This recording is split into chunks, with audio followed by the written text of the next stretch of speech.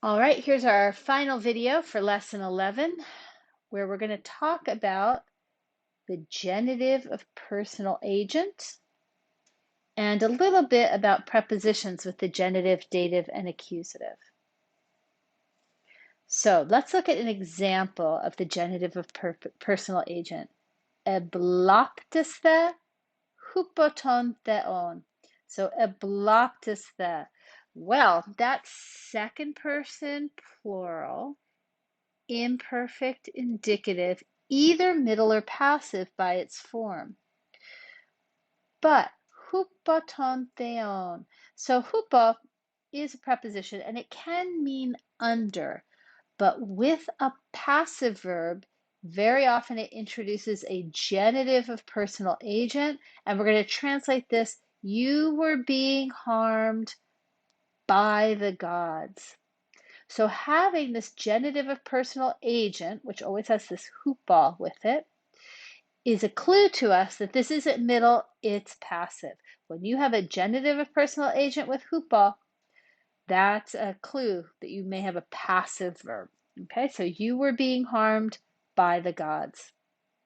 Let's compare to the genitive of personal agent the dative of means or instrument.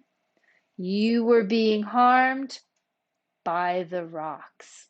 Okay, we already had the dative of means or instrument, but the difference, what's the difference between you were being harmed by the gods and you were being harmed by the rocks? It's a question of intent, right? So you're going to get hupoton theon, you're going to get a genitive of personal agent with people and gods and maybe animals, right?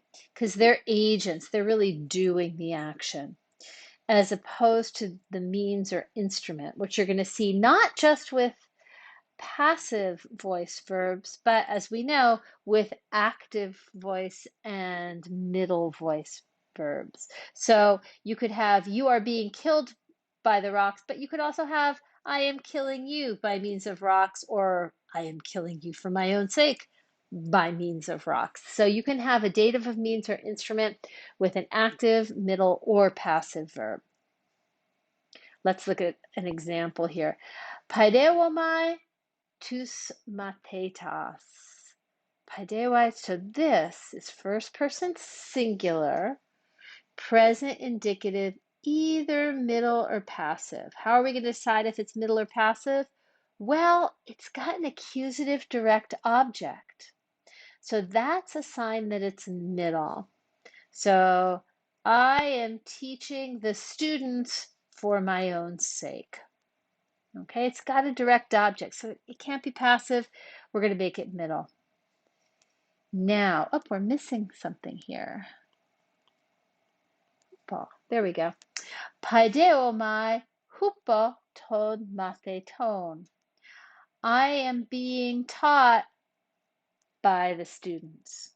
Having the hupoton matheton, the genitive of personal agent, is a clue that this time paidewomai is passive.